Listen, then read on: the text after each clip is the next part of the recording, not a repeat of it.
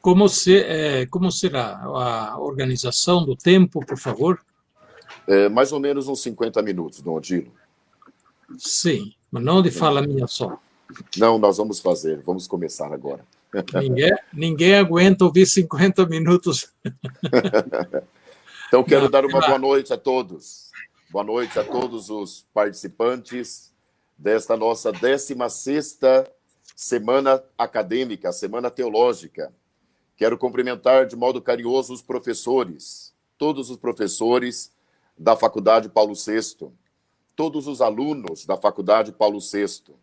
É um grande evento que estamos fazendo, nossa 16ª Semana Acadêmica. E este ano, na nossa Semana Acadêmica, nós tocamos o tema, um dos mais lindos da nossa doutrina, que são as virtudes teologais.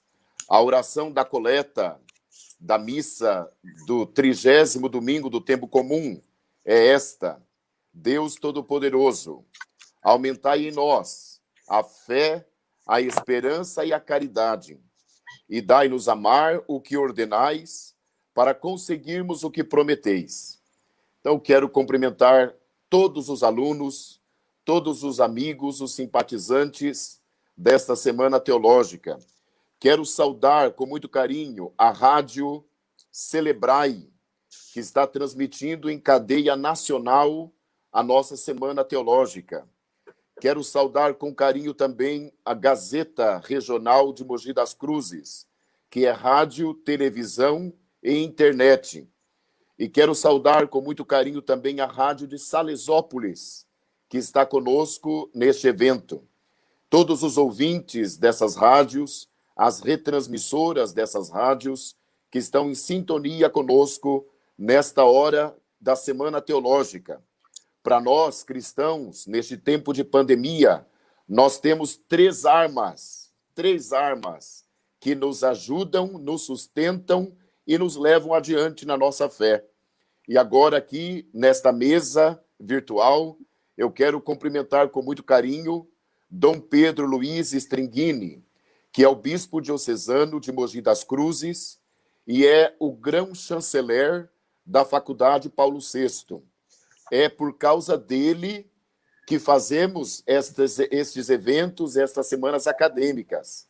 É ele que nos permite, é ele que nos autoriza e nos dá o impulso para fazermos esta semana acadêmica. E logo mais eu passo a palavra para ele, para Dom Pedro. E o nosso convidado especial para a noite de hoje é Dom Odilo Pedro Scherer. Dom Odilo Pedro Scherer é cardeal, é o 19º bispo de São Paulo, o 7º arcebispo e o 5º cardeal da cidade de São Paulo. Dom Odilo é mestre em filosofia, é doutor em teologia pela Pontifícia Universidade Gregoriana de Roma. Ele foi secretário da Congregação para os Bispos na Cúria Romana. E ele é, atualmente, o vice-presidente do CELAM. É uma das maiores personalidades da Igreja na atualidade. E o senhor Dom Odilo tem todo o nosso respeito, todo o nosso carinho e toda a nossa admiração. Então, agora eu passo a palavra ao nosso grão-chanceler da Faculdade Paulo VI para que possa saudar o grão-chanceler da PUC de São Paulo, o cardeal Dom Odilo Pedro Scherer. Obrigado, caríssimo reitor, diretor, padre Cláudio Francisco, que é da Diocese de São Miguel Paulista e é o diretor da nossa faculdade, já encerrando o 3º ano de mandato à frente da nossa Faculdade de Filosofia e Teologia Paulo VI. Eu faço as saudações que ele fez, os agradecimentos e, claro, uma saudação especial para Dom Odilo Pedro Scherer. Muito obrigado, viu, Dom Odilo, do senhor mais uma vez estar conosco, vamos ouvir com muita atenção, com muito gosto e, sobretudo, agradeço que o senhor tenha estado tão próximo da Diocese de Mogi das Cruzes, desde que eu entrei, há 8 anos atrás, numa primeira entrevista coletiva assim que cheguei, Dom Odilo presente, e depois cada ano, seja na festa do Divino, seja na festa de Santana, seja convite do Padre Dorival, no Santuário Sagrado Coração, tem estado muito próximo da nossa diocese, demonstrado um carinho para a nossa diocese, ele que é o metropolita e, portanto, à frente da nossa província eclesiástica de São Paulo, da qual, dentre as 8 dioceses, e mais a Arquidiocese de São Paulo, nós fazemos. E, por isso, Dom Odilo, seja muito bem-vindo. O senhor perguntava para o Padre Cláudio sobre o tempo, ele falou de 50 minutos, o senhor perguntou se nesses 50 minutos pode ter também alguma intervenção. Claro, o senhor usa o tempo que for necessário, e a partir do momento em que o senhor encerrar, então o Padre Cláudio abre também para alguma pergunta, para alguma questão. Eu escutei há pouco o senhor falando na Rede Vida, no JC, sobre a nomeação dos novos cardeais pelo Papa Francisco. Eu aproveito aqui para dizer, muito informalmente, que eu estou aqui na sede da Rede Vida, em São Paulo, porque às 8h30 eu vou entrar no programa do Padre Alessandro para, mais uma vez, pedir auxílio para a nossa missão. Odilo, esses dias o senhor fez uma live com o bispo de lá, Dom Luiz Fernando Lisboa, que contava do grande sofrimento que o povo, os missionários e ele, o bispo, passam lá na Diocese de Pemba, em Moçambique, região de Cabo Delgado. Por isso eu estou aqui participando, escutando agora Dom Odilo, a partir daqui da Rede Vida, e por isso saudando Dom Odilo e agradecer a palavra a ele. Seja bem-vindo, Dom Odilo. Muito bom, muito obrigado, Dom Pedro, obrigado, Padre Reitor, e eu agradeço, antes de mais, o convite para participar desta Semana Teológica que trata das virtudes teologais. E aproveito para saudar muito especialmente Dom Pedro, obrigado pelas palavras, e nós estamos muito próximos, Dom Pedro, né? E naturalmente, desde o primeiro dia do episcopado, a gente está ligado a São Paulo, você já estava aqui, inclusive lembro que você foi me buscar no aeroporto quando eu cheguei em São Paulo, vindo de Roma, para depois ser ordenado. O primeiro dos 3, na ocasião, que foi ordenado, foi Dom Simão, depois eu, depois Dom Beni, isso em 2002. Mas lembro que você foi me buscar, e foi, para mim, muito importante aquele primeiro momento de acolhida e de entrada, por assim dizer, na Arquidiocese de São Paulo. Na ocasião, você já estava um ano aqui como auxiliar de São Paulo, junto com Dom Manuel e Dom Gil.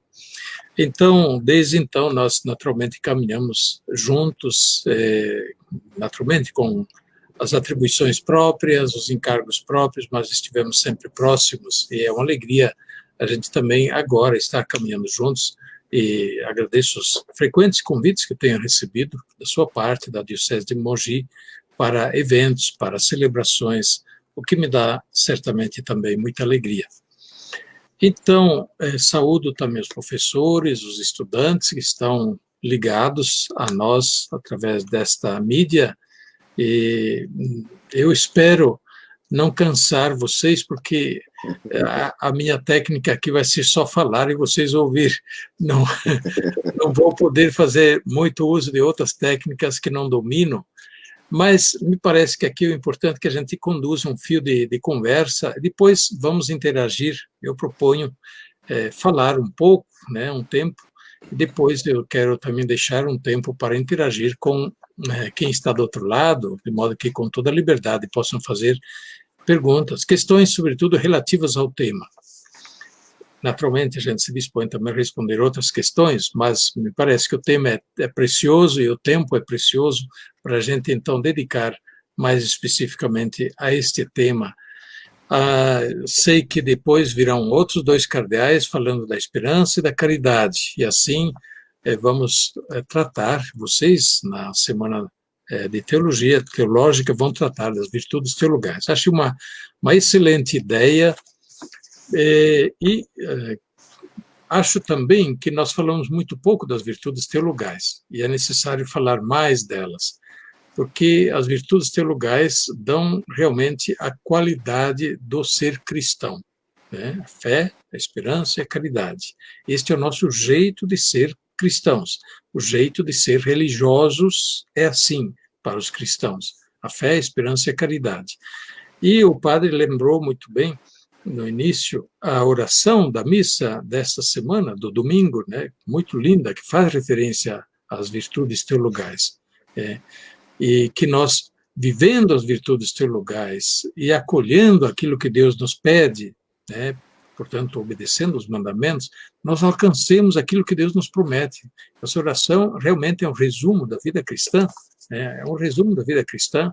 O que vivemos, de onde tiramos a base do que vivemos, é justamente da revelação, é do que Deus nos pede, nos promete, e o que esperamos, e o que esperamos alcançar com a graça e a misericórdia de Deus, justamente alcançar o que esperamos. Realmente, não sei se foi por coincidência, foi de maneira intencional a escolha das virtudes teologais, justamente nessa semana em que nós fazemos esta oração do domingo. Sobre a fé, abordar esse tema, naturalmente, também tem várias possibilidades. A gente pode falar do conteúdo da fé, a gente pode falar do ato da fé, né? E a gente pode falar da fé como virtude, a virtude da fé. De fato, o tema trata das virtudes teologais, portanto, também da virtude da fé, virtude teologal da fé. Porém, para falar, eu gostaria de dar um pequeno início com uma reflexão sobre o que, de fato, é o ato de fé. O que é fé? E não tem como falar da fé em termos teológicos, em termos doutrinais, sem a gente fazer referência à Sagrada Escritura e falar dos atos da fé na Escritura, das palavras sobre o ato de fé, sobre a fé nos Evangelhos, palavra de Jesus, e a insistência sobre a fé, naturalmente, no Novo Testamento, e que, portanto, essas palavras constituem a base da nossa teologia para falar da fé e da nossa doutrina católica para falar da fé. Nossa fé, certamente, e o nosso modo de entender a fé não é o mesmo, por exemplo, de outros cristãos, dos protestantes. Nós temos uma clara diferença, embora sejamos cristãos. Muito maior é a diferença para falar da fé em relação a outras religiões não cristãs. Elas têm uma outra forma de entender a fé. Por isso é muito interessante, muito bom a gente olhar o que é o específico do nosso modo de compreender a fé e de viver a fé. Eu me baseio bastante no que vou falar aqui no catecismo da Igreja Católica, porque o catecismo, na verdade, é o suco, né? O suco da doutrina e da teologia, né? É a nossa doutrina da fé explicada pelo magistério, pela Igreja. Então, é a doutrina e a teologia que se unem na palavra mesma da Igreja.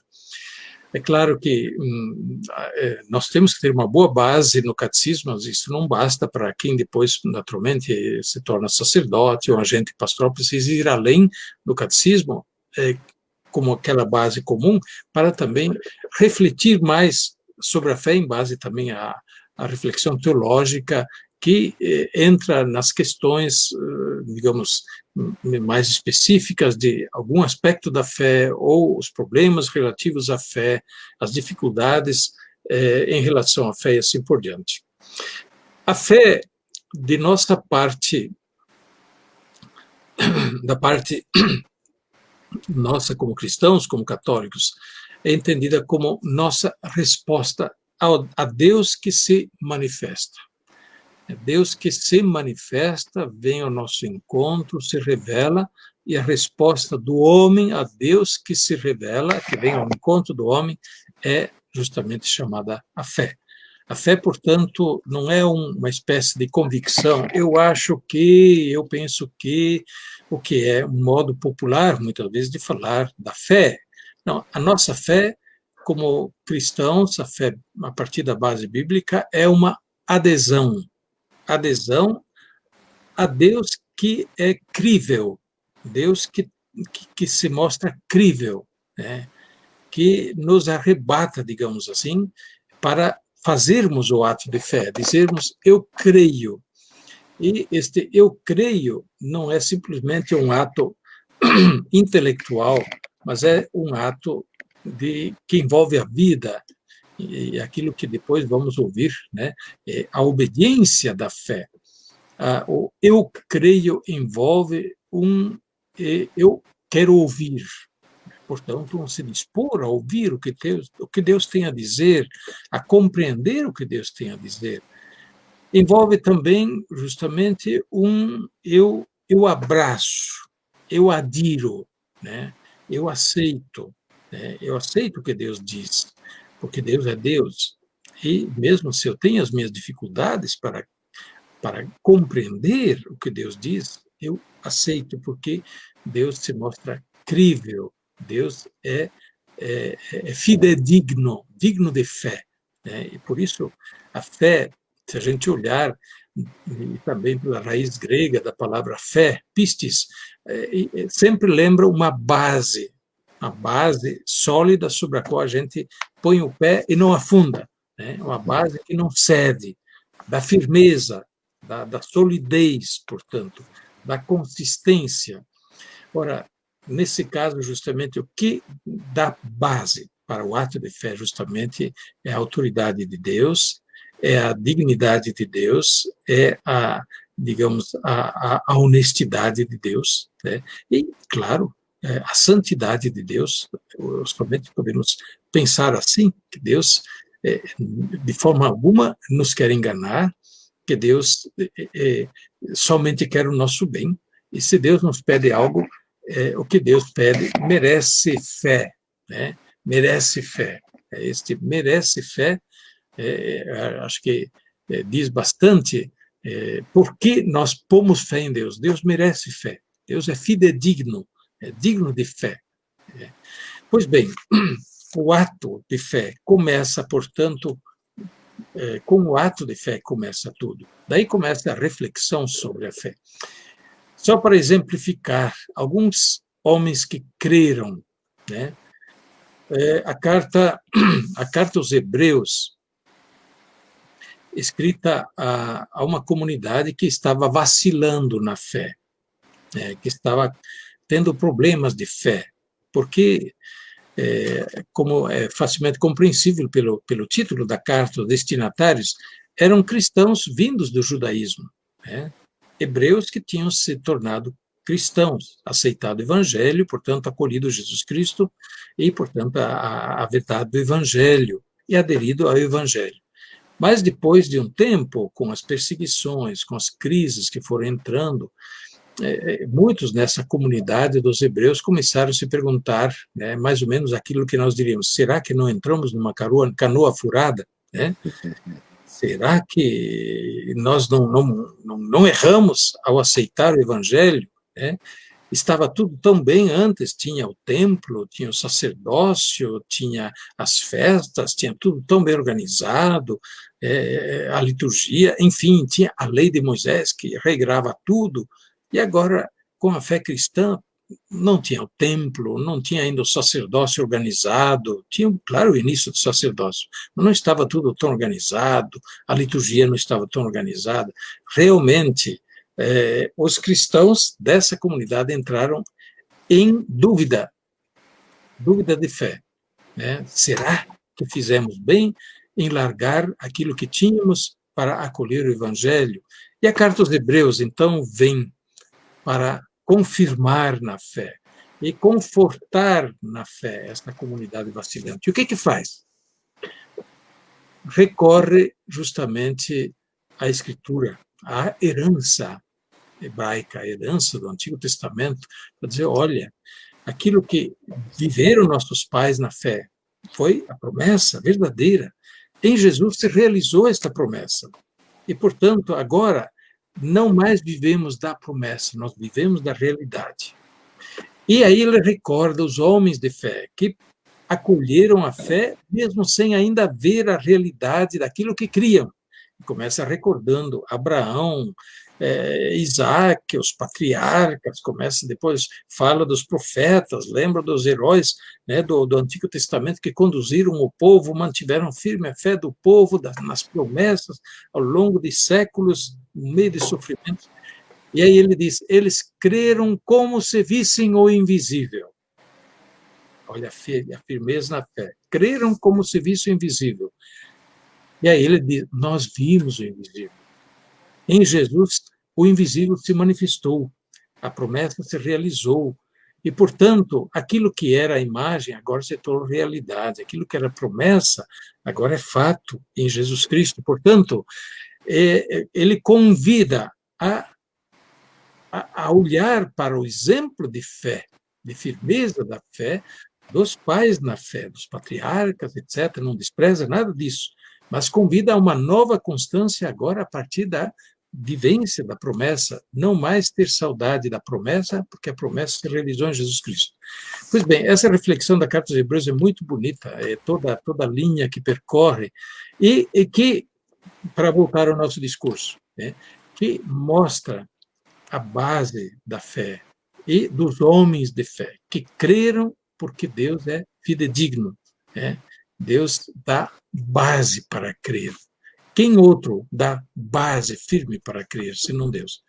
Então, nossa fé cristã, ela não é fé nos homens. Ela, sim, ela vem através da pregação, mas é sempre uma resposta à palavra de Deus. Né? São Paulo diz muito, a fé vem pela pregação da palavra de Deus, não da palavra dos homens, simplesmente. Nós, humanos, nós, homens, nós pregadores, temos sim o dever de pregar a fé com palavras humanas, de tentar ajudar a mediar justamente que a palavra de Deus chegue aos nossos ouvintes hoje, mas, no fim, quem crê, não crê em nós, crê na palavra, crê em Deus. Nós, sim, somos convidados a sermos testemunhas da fé, mediadores, pedagogos na fé para ajudar os outros a se aproximarem de Deus e fazerem eles o seu ato de fé. Então, a base, né, da nossa fé é a palavra de Deus, é Deus que merece fé, que é digno de fé, que não engana, e porque se enganasse, se fosse um Deus trapaceiro, não seria Deus. Né? É próprio de Deus ser verdadeiro, veraz, ser justo, ser honesto, portanto, digno de fé. Quem outro? Pois bem, isto é a base da fé. A base da nossa fé, portanto, a revelação, a palavra de Deus, que é transmitida, mais uma vez agora, pela igreja, que é a comunidade de fé, herdeira, portanto, da pregação dos apóstolos, pregação de Jesus, pregação também dos profetas, herdeira, portanto, da comunidade de fé, que se tornou a transmissora da fé vivida de modo autêntico, de geração em geração, e transmitida de modo autêntico de geração em geração. Né? A igreja ensina, né, no documento do Concílio sobre a Sagrada Revelação, Dei Verbum, o Concílio diz que o Espírito Santo assiste a igreja no ato de crer. Né? Individualmente, nós podemos nos enganar em afirmar alguma coisa sobre a fé, e até em crer, podemos crer de forma equivocada. Por isso, a nossa fé pessoal deve sempre ser ajustada na fé da igreja. Né? Nossa fé não deve ser simplesmente uma fé subjetiva, individual, mas deve se confrontar com a fé da comunidade de fé. E, portanto, o Espírito Santo assiste a comunidade de fé de maneira que ela seja inerrante no ato da fé. A igreja não erra no ato de crer, né? Porque senão o Espírito Santo claramente estaria abandonando a igreja. Né? Se a igreja no seu conjunto errasse no ato de crer, então nós não teríamos nenhuma segurança no nosso ato pessoal de crer. Eu acho que isso é muito importante. Claro que a fé é um ato pessoal, e aqui já estamos entrando um pouco na virtude da fé, no ato de fé que vem a ser fruto justamente da virtude da fé, da prática da fé. Mas é claro que a fé é um ato pessoal, um ato livre, não é um ato imposto. Quem crê sempre crê de forma livre, mesmo que muitas vezes não compreenda tudo, mas crê de forma, sim, livre, é uma adesão livre, e, portanto, um ato também meritório da parte do homem. Porém, o nosso ato de fé pessoal, ele deve sempre se medir, confrontar com o ato de fé da igreja que crê. Da igreja que crê.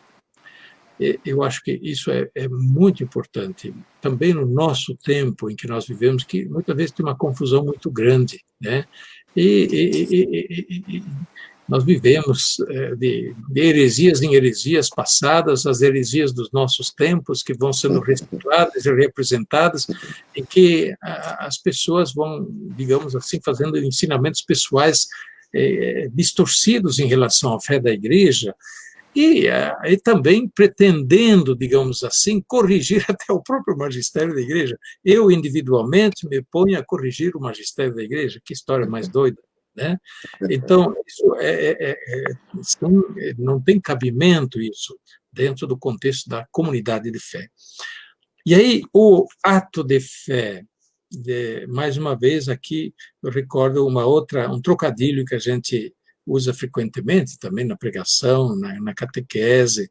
Eu gosto de falar assim nas crismas que a gente faz aos jovens, aos adolescentes, falando justamente da fé, porque na crisma se faz a renovação da profissão de fé. E aí eu digo, olha, se vocês não compreendem tudo, não se preocupem, vocês vão depois, naturalmente, se esforçar por compreender melhor aquilo que creem, mas façam a profissão de fé junto com toda a igreja. Né? Faça a profissão de fé com a igreja que crê. Você não está crendo sozinho. Né? Nós cremos como crê a igreja, por isso que fazemos a profissão de fé segundo a fórmula da fé. Nós cremos como crê a igreja, não é simplesmente o que eu acho que posso crer, não. Nós cremos como crê a igreja. E nós cremos com a igreja. São duas preposições aqui que são muito importantes. Né? Nós cremos como crê a igreja. Portanto, a fé é um dom recebido. A fé é um dom recebido, que eu acolho. Tanto é recebida de Deus, como dom no batismo, como é recebida da igreja, que nos transmite a fé. Da comunidade de fé que crê, e nós também entramos na comunidade de fé que crê, e com ela cremos. Cremos com a igreja, cremos como crê a igreja, como crê a igreja. E isso é fundamental para que nós não tenhamos aí, claramente, cada um ensinando o que acha por sua conta. Isso é diferente da reflexão teológica. A reflexão teológica, naturalmente, é a especulação sobre a fé. E ninguém deve se assustar se um teólogo começa a questionar certas coisas ou refletir sobre certas coisas. Ele o faz no papel de teólogo, mas ele parte da fé da igreja. O teólogo reflete em base à fé da igreja e ele também está firme com a igreja que crê. E, questionando, etc., ele tenta ajudar a igreja a crer melhor, a crer mais profundamente, a confrontar a sua fé com as circunstâncias atuais, para então, sim, ser um ato de fé também no tempo e no espaço, né? Não um ato de fé como algo simplesmente intelectual que se faz de maneira desligada, digamos assim, da história e das circunstâncias. Então, ditas essas palavras, para falar, então, do ato da fé, né? O que significa crer, a gente passa para mais um outro ponto do que significa crer, e do que é implicado no ato da fé. A fé também é um aceitar, né? Um aceitar e que, portanto, tem como implicação a obediência da fé.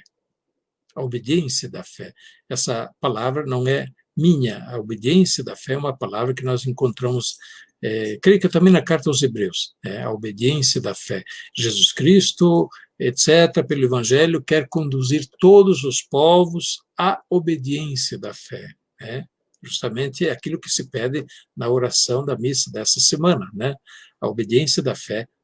Acolhendo o que Deus nos pede, nos propõe, nós alcancemos o que Deus nos promete, aquilo que nós esperamos.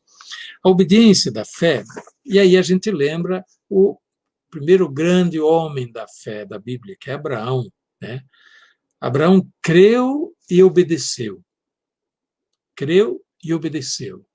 Seguiu o que Deus lhe pedia. E a carta aos Hebreus, mais uma vez, diz, creu contra toda esperança. Creu e continuou a esperar contra toda esperança. Imaginemos nós, Abraão e Sara, velhos, não tinham filhos, e Deus prometendo a Abraão uma descendência numerosa como as estrelas do céu e a areia das praias, do mar. Abraão continuou a crer. E veio o filho. E lá, quando o filho está crescendo bonito, Deus pede para sacrificar o filho. Abraão crê e obedece. Depois sabemos que não era isso que Deus queria, que Deus queria pôr à prova a fé de Abraão, e Abraão passou a prova. Abraão não precisou oferecer o filho a Deus, mas Abraão obedeceu a Deus. E, portanto, isto confirmou Abraão como amigo de Deus, como crente, como homem da fé. E quem crê, obedece. E a obediência na fé leva também à recompensa da fé. A recompensa da fé. Obediência da fé nós podemos também traduzir na palavra confiança, que é muito cristã, do Evangelho. A confiança em Deus, a confiança nos caminhos de Deus, na providência de Deus, confiança no Evangelho, Hoje, na missa desta terça-feira, nós lemos as duas pequenas parábolas que refletem justamente a força das coisas de Deus, isto é, do reino de Deus, e que reflete a nossa fé. A nossa fé é como aquele pequeno grão de mostarda. O que nós podemos com nossa fé? Nada. Ou podemos tudo. Se nós cremos com firmeza, Deus faz com que o reino de Deus apareça, mediante a nossa fé.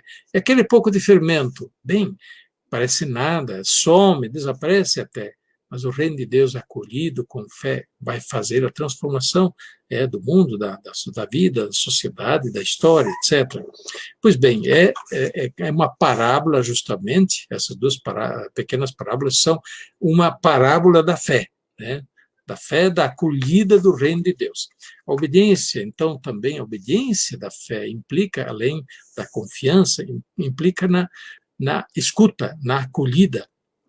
E aí nós temos um segundo convite grande na fé, a fé que nós temos, então, nos livros de Moisés, no Pentateuco, que aparece, claro, no Deuteronômio, mas também aparece no Êxodo, quando Moisés dá os mandamentos, o primeiro de todos os mandamentos não é o primeiro dos 10. Antes dos 10 mandamentos tem um outro mandamento primeiro. Dom Pedro, você é biblista, o primeiro mandamento, antes dos 10 mandamentos, é isso: escuta, Israel, o teu Deus vai falar. Escuta, Israel, escuta, cada um de nós, dar ouvidos a Deus, levar Deus a sério, acolher a voz de Deus, acolher Deus. Portanto, abrir-se a Deus. A fé, justamente, tem isso como característica, escutar Deus, abrir-se a Deus, abrir-se a Deus, acolher Deus. Só assim Deus pode fazer algo em nossa vida, quando nós nos abrimos, claramente. A obediência da fé, depois, é claro, implica imediatamente na virtude da esperança, mas não vou falar dela porque outro vai falar, faz parte da Semana Teológica, mas a esperança, como virtude e como atitude, ela está imediatamente ligada à fé. A fé leva à esperança, à confiança, a esperar no Deus que nos fala, no Deus que nos chama, naquele que nós respondemos, nosso ato de fé, responder, sim, eu creio, mas nesse eu creio, eu também já digo, eu espero. Né? Claro, Deus não pede simplesmente, ele também promete, né? Imediatamente. Bem, depois teríamos tantos atos de fé bonitos ao longo da Bíblia, né? A passagem do menino Samuel, por exemplo, é muito bonita também, como e é o sacerdote Eli que ensina a ele. Eis a pedagogia da fé. Nós falamos dos catequistas. Olha, é o papel dos catequistas, né? Ensinar a ouvir Deus, ensinar a dizer o seu sim a Deus, né? Se te chamar de novo, diz: fala, Senhor, teu servo escuta. E assim faz Samuel, o menino, né? O pedagogo da fé, o catequista, o pai, o avô, a mãe, né? Catequista que diz ao filho, à filha, neto, escuta Deus, ouve Deus e diz o teu sim a Deus, né? Na tua vida, os mandamentos de Deus e assim por diante. Pois bem, outros tantos exemplos de fé que a gente podia citar, né? Maria, José, os apóstolos, Paulo, um homem de fé extraordinário, mas depois os cristãos, né, os mártires, os santos, os grandes, os gigantes da fé, da história da fé, a história da fé. A igreja é a narrativa da história da fé. Poderíamos dizer da mesma forma, é a narrativa da história da esperança e da história da caridade, né, claro, das virtudes teologais, da vida cristã, né, em outras palavras. A fé é também uma busca de compreensão. A fé, ela não é resultado simplesmente de um ato racional, mas a fé não dispensa a razão, né? A fé não dispensa a razão. E aí, a posição católica em relação à posição protestante em relação à fé tem justamente sua grande diferença aqui, né? Quando os reformadores diziam que a fé dispensa a razão, né? Não tem nada a ver com a razão. Né? A Igreja Católica sempre sustenta, sim, a fé tem a ver com o homem integral. O homem integral é também razão. E depois o ato de fé é um ato digno da razão. Ele não é um ato que humilha a razão. Nós cremos porque racionalmente consideramos que é razoável crer. É racional crer. Né? A fé não é simplesmente decorrência de um ato racional, mas a fé não dispensa a razoabilidade. Né? Então, a fé é um ato humano e, como tal, é um ato também da razão. Por isso, então, aqui é interessante a gente falar um pouquinho. O ato de crer, ele pede a elucidação da fé. Ele pede, por isso mesmo, a pregação, né? O ato de crer pede a catequese. O ato de crer, para iniciar, né, ele decorre do querigma, do anúncio, do primeiro anúncio, mas depois ele requer a pregação, para a explicitação da fé, ele requer a catequese, ele requer também a teologia. O ato de crer requer a doutrina, sim, requer a doutrina, porque a doutrina é a explicitação da fé da igreja, que a própria igreja dá essa explicitação. Pois bem, na segunda carta a Timóteo, nós encontramos uma expressão bonita de São Paulo. A essas alturas, São Paulo estava já se preparando para o seu martírio, né? Estava preso, estava condenado à morte e estava dando nessa carta, segunda carta a Timóteo, as últimas recomendações a Timóteo. E aí ele faz uns atos de fé muito bonitos, né? São Paulo já com certa idade, maduro, sofrido, mas muito seguro do que ele fez, né? E aí ele diz: eu sei em quem acreditei, né? Eu sei em quem pus a minha fé, né? E nisso ele fica sereno. Eu sei em quem acreditei. Ora, este eu sei vem através de muito cultivo da fé, de muito diálogo da fé com Deus, evidentemente, mas também com o seu ser interior, o homem consigo mesmo, ele tem que buscar as razões da fé. Eu sei em quem, se ele sabe, ele tem razões para dizer que sabe, ele tem razões para crer, né? Tem razões para crer. E aqui é interessante, né? se a gente for olhar bem, né, as pessoas creem em tanta coisa, mas depois têm dificuldades de crer em Jesus Cristo, têm dificuldades em crer na igreja, né? Se a gente for olhar bem, voltando um pouquinho atrás do que eu falei, nós não estamos sozinhos no ato de fé, nós cremos com a igreja. Mas olha, se a gente pensar, meu Deus do céu, eu sozinho, eu não vou muito longe na explicação da fé. Mas olha, eu tenho atrás de mim, eu tenho um Papa, São João Paulo II, um gigante na fé. Eu creio com ele. Eu tenho um Papa Bento XVI, um gigante na fé, um teólogo muito lúcido na fé e na teologia. Ele creu isso que eu creio também, creio com a igreja. Confirmou a igreja na fé. Eu não estou sozinho. Mas vamos lá. Bom, eu creio também com Santo Antônio, com Santa Teresa de Calcutá, eu creio com Santa Teresinha, eu creio com São Francisco de Assis, eu creio com Santo Tomás de Aquino, com Santo Agostinho, eu creio com São Leão Magno, e vai por aí. Eu não estou sozinho na fé. Será que todo esse povo se enganou no ato de crer? Só eu que estou mais seguro que todo mundo para dizer eu não confio nisso, eu não creio nisso. Por isso também nós podemos dizer, eu sei em quem estou crendo, né? Eu sei por que estou crendo, né? Eu sei por que estou crendo, tenho motivos para crer. Por isso a igreja tem insistido ultimamente, né, que nós, na nossa pregação, na nossa catequese, nós ajudemos, né, os padres, os bispos, os catequistas, né, os religiosos, afinal, os adultos, nós ajudemos os outros, nossos irmãos, a dar as razões da fé, a saber por que creem. E aí a necessidade justamente da explicitação da fé, né, a explicitar a fé, dar as razões da fé. E aí também a teologia que tem que ajudar a dar as razões da fé. E aí a recomendação de São Pedro, né, a carta de São Pedro, que também fala de maneira muito bonita, se configura assim a primeira carta de Pedro como se fosse uma grande catequese pós-batismal, né? Uma catequese de perseverança àqueles que já tinham sido batizados, portanto, para aprofundar o querigma e para fortalecê-los no caminho inicial da fé junto com a igreja. E São Pedro recomenda, em um certo momento, vocês estejam sempre prontos para dar a qualquer um que peça as razões da sua esperança, para dizer as razões da sua fé, os motivos, por que vocês creem, né? Estejam sempre prontos.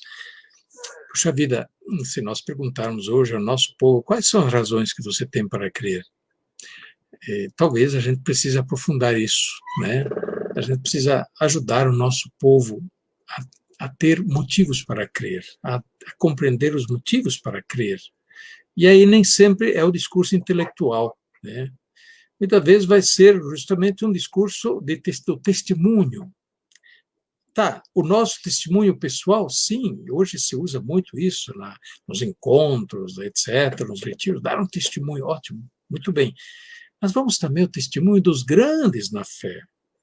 Por isso eu acho tão valioso que nós temos os santos na igreja, que são testemunhas na fé. Os santos são os gigantes na fé, confirmados na fé.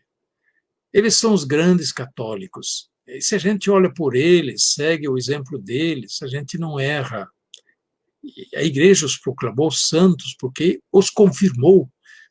O jeito deles viverem, o jeito deles crerem, é conforme o Evangelho, é conforme o que Jesus ensinou. Pode ir por aí que não vai errar.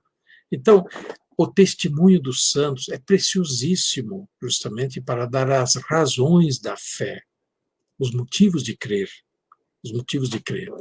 Estou vendo que o meu tempo já está indo quase para o final. Padre, você me diga quando devo parar, já vou parando, para dar um tempinho para que alguém possa fazer alguma pergunta. Bom,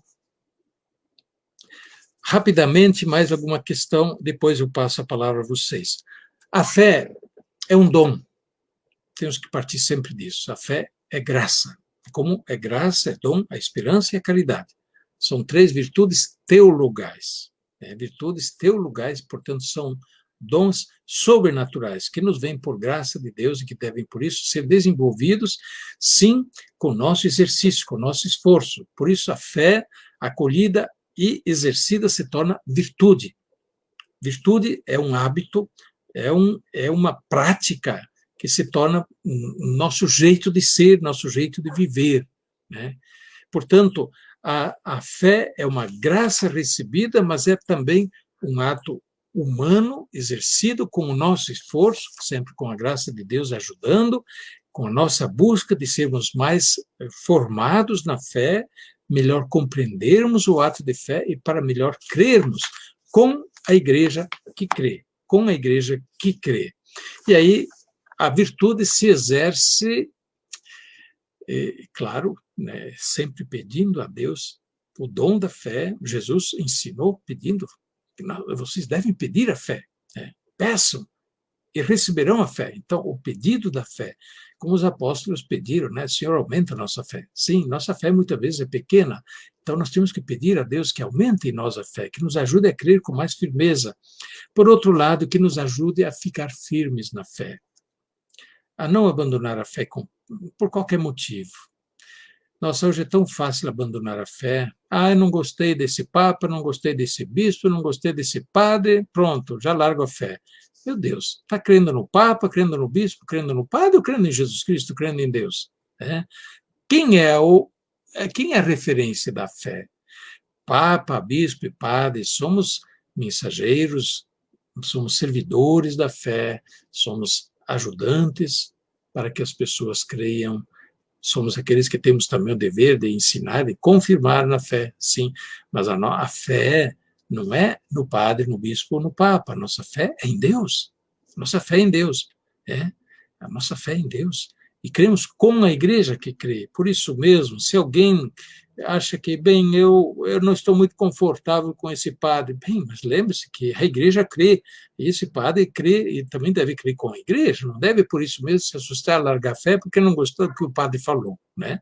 Então, perseverar na fé significa a gente ir um pouco mais longe do que o modo individualista de crer e de ver a fé, né? Aí eu gosto. A fé não é simplesmente um eu gosto, né? Isso está muito na nossa cultura. A gente assume aquilo que a gente gosta. Puxa vida, se fosse assim, ninguém tomaria alguns remédios, né? Ninguém fazia certas cirurgias, ninguém jogava futebol, aquele futebol que exige muito empenho, né? Assim por diante. Ninguém assumia uma profissão que exige muito preparo, muito estudo, muita dedicação. A gente não faz na vida só o que a gente gosta. E não é diferente em relação àquilo que são os valores maiores, mais altos na vida, que são justamente os valores, as referências sobrenaturais. Por fim, e assim eu concluo, a fé é para nós o começo da vida eterna. Essa expressão é do catecismo, né? Sim, quem crê tem a vida eterna. Palavras de Jesus, né? João 6, né? Quem crê desde agora já participa da vida eterna, né? E por isso mesmo, o ato de crer sobrenatural, crer com firmeza, ele é requerido para a salvação. Ele é requerido para a salvação. O crer, justamente, é acolher Deus. A gente pode ter todas as dúvidas na fé, a gente pode ter todas as interrogações na fé, mas, no fundo, a gente não pode deixar de acolher Deus, né? E eu sei que muita gente vai chegar no outro lado, vai ter muita pergunta para fazer para São Pedro, mas São Pedro vai dizer, entra logo, vai ver o Pai, Jesus e o Espírito Santo, você não vai ter mais pergunta nenhuma, né? Pois é, nós temos, sim, nossas fragilidades em crer, mas não podemos deixar, justamente, de acolher Deus na vida. E aí, acolhendo Deus com alegria, com generosidade, também muita dúvida se esvanece.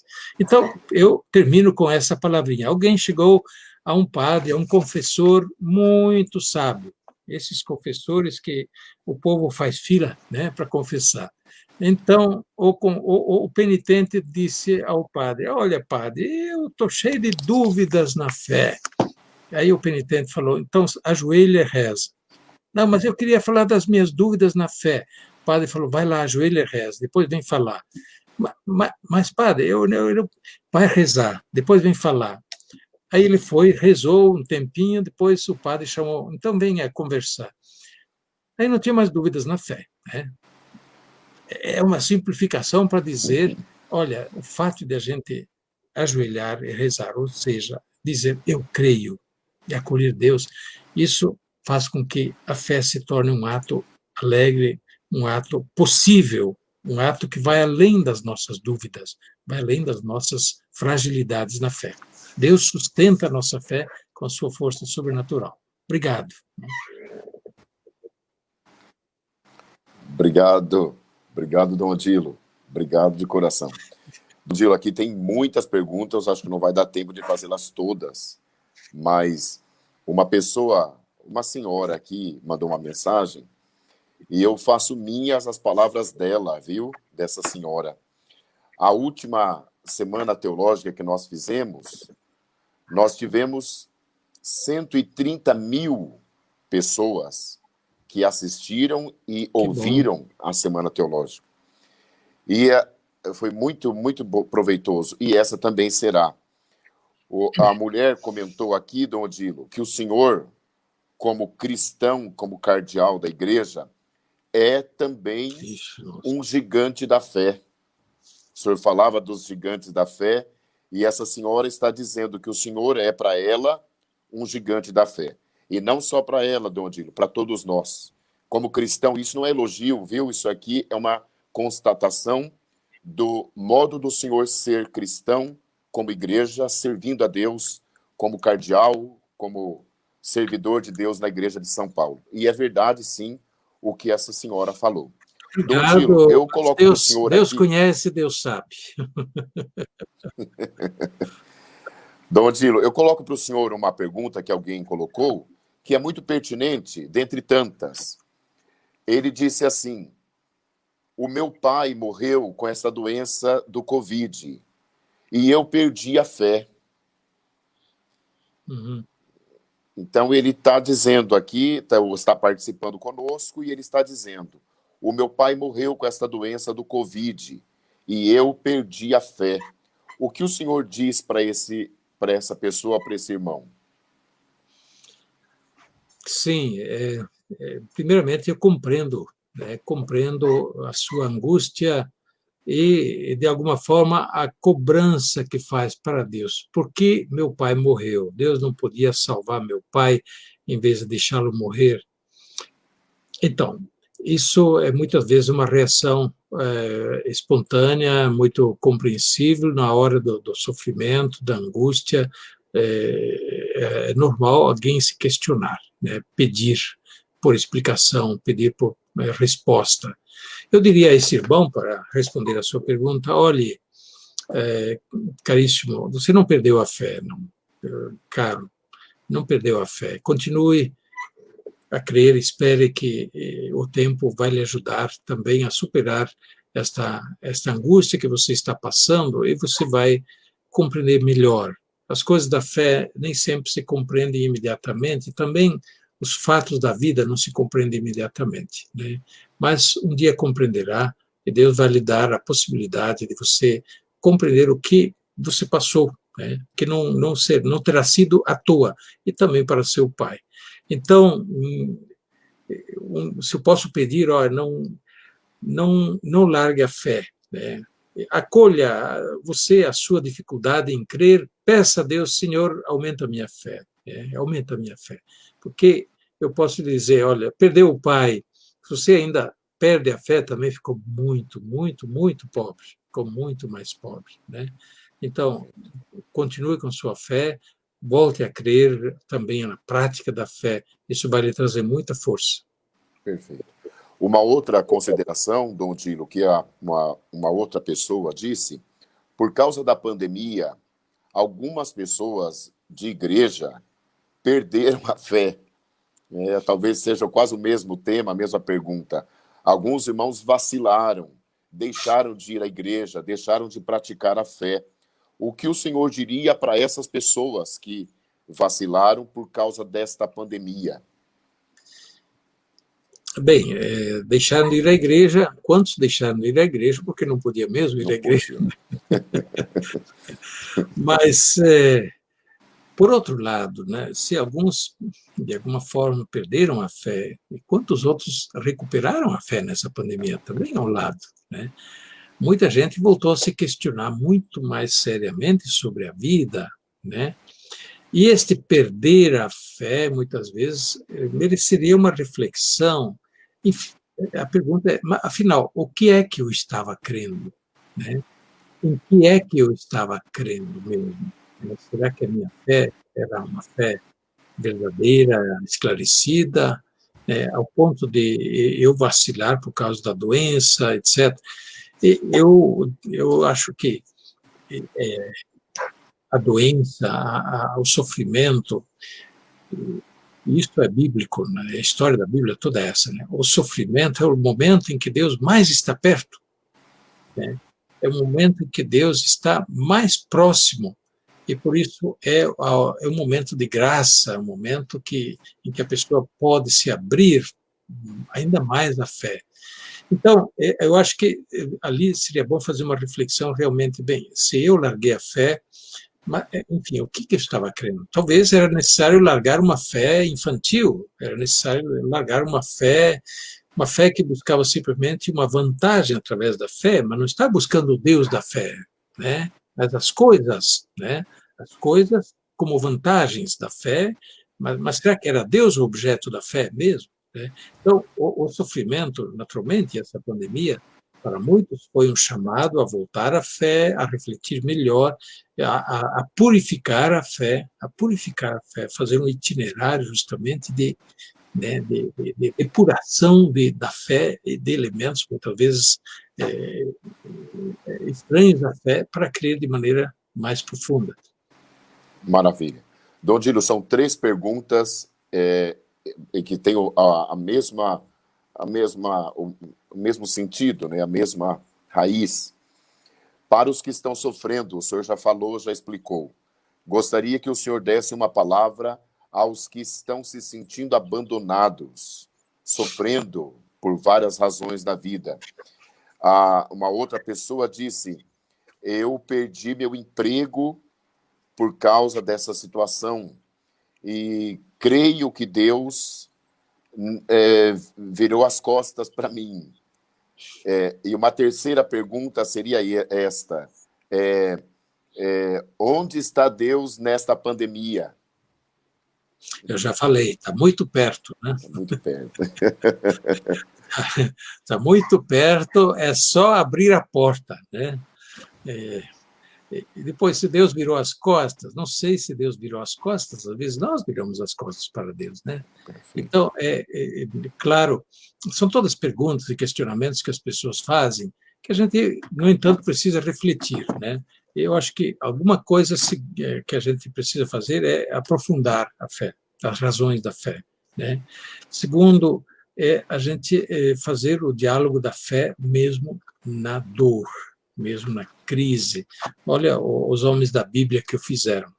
Veja lá o Jó, que é um personagem, não é um homem real, mas é um personagem justamente de quem mantém firme a fé mesmo no meio do sofrimento.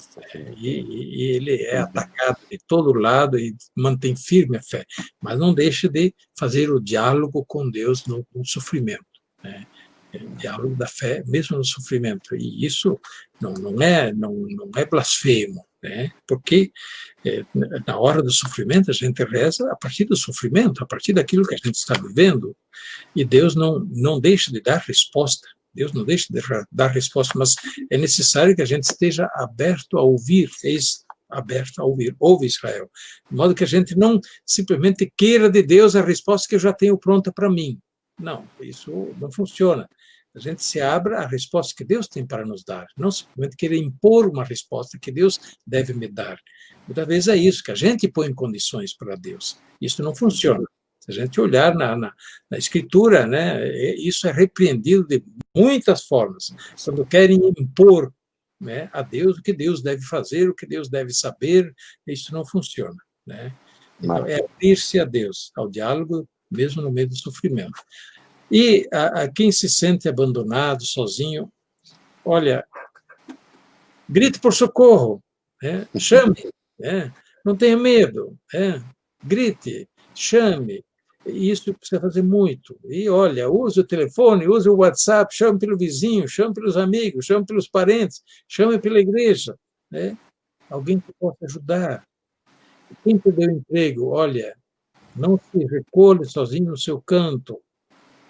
Não teste-se. É só quando você entra em contato com alguém pode ajudar e pode ajudar a aliviar o seu sofrimento. E também perceber que não está sozinho e carregar juntos a cruz fica sempre mais fácil. Eu passo a palavra a Dom Pedro Luiz para que ele possa fazer as considerações finais e agradecer a sua eminência, o senhor cardeal. Obrigado, Padre Cláudio, obrigado a todos os que acompanharam, e foram muitos, de fato, se percebeu que foram muitos os que acompanharam. E eu perdi por um tempo aqui a imagem, a conexão, mas não perdi nada, porque fui acompanhando pelo telefone aqui dos seminaristas, o Vinícius está do meu lado e também o Nicolas, e eu fui acompanhando pelo telefone deles, então acabei não perdendo, graças a Deus, nada do que Dom Odilo falou. Numa hora ele fez uma panorâmica aí extraordinária, passando pelo Antigo Testamento, Novo Testamento, por Jesus, pela Trindade, pela igreja, pelo magistério e pela fé que o nosso povo expressa no dia a dia, das mais diversas maneiras, inclusive nas dúvidas, inclusive nas incertezas e nos sofrimentos. Citou também Hebreus, aquele versículo que resume bem, né? A fé é a certeza, paradoxo, né? Certeza do que não se vê e a posse do que não tem, do que se espera. Certeza do que não se vê, posse do que se espera. Eu fui lembrando também daquelas pessoas, Dom Odilo, que se aproximavam de Jesus, né? Jesus perguntou, mas você crê para que eu faça um milagre para a cura do seu filho? Creio, Senhor, mas aumentai a minha fé. É pequena, sim. A fé sempre é pequena, precisa aumentar. Mas também aquele outro que disse, não precisa ir lá em casa, não, basta uma palavra. Senhor, eu não sou digno que entreis em minha casa, basta que diga uma palavra. Bem, inúmeros exemplos, aquela mulher que dizia que bastariam as migalhas que caem da mesa dos Cananeia. A Cananeia. Bem, Dom Odilo fez aí um passeio gigante, falou do gigante, fez um passeio gigante, e por tudo isso, Dom Odilo, muito obrigado, a gente agradece e sabe que vamos ter outras oportunidades de tê-lo assim de modo virtual e também de modo presencial, assim que as coisas permitirem. Passo de novo, agradecendo Dom Odilo, passo de novo, Padre Cláudio, a palavra para você. Nós que agradecemos a Dom Pedro, ao senhor, ao palestrante de hoje, o cardeal eminentíssimo. Amanhã teremos o segundo dia da Semana Teológica, com a virtude da esperança, com o nosso querido arcebispo emérito, Dom Murilo Ramos Krieger, arcebispo emérito de Salvador, da Bahia. Então estará conosco, um grande teólogo, sim, mariólogo, né? Acho que ele é de mariologia, então estará conosco. Só não esquece de pedir para Dom Odilo encerrar com a bênção. Perfeito, é isso mesmo que queríamos pedir. Dom Odilo, que o senhor possa nos dar uma bênção sobre a nossa Semana Teológica, sobre a nossa faculdade, Paulo VI. Nós vamos ter no dia 21 de novembro o vestibular, a seleção para o ano que vem. Então, nós queremos pedir a bênção do Senhor para toda a nossa faculdade Paulo VI. Muito obrigado. Obrigado, Dom Pedro. Obrigado, Padre Cláudio, pelo convite, pela oportunidade. Parabéns pela iniciativa. Eu acho muito bonito escolher esses temas que têm muito a ver com a vida da fé, a vivência religiosa do povo. São temas teológicos, mas ao mesmo tempo são temas catequéticos, temas necessários para o dia a dia. Então, parabéns pela iniciativa, que tenha muito fruto também amanhã e depois sobre a esperança e a caridade. Que Deus abençoe todo o seu trabalho e faça frutificar. A bênção de Deus Todo-Poderoso, Pai, Filho e Espírito Santo, desça sobre vós e permaneça para sempre. Amém. Amém. Muito obrigado. Obrigado, Boa Dom Tiro. noite. Obrigado, Dom Pedro. Boa noite. Boa noite a todos. Muito boa noite a todos. Obrigado. Bem. Muito bem. Muito bem. Muito obrigado.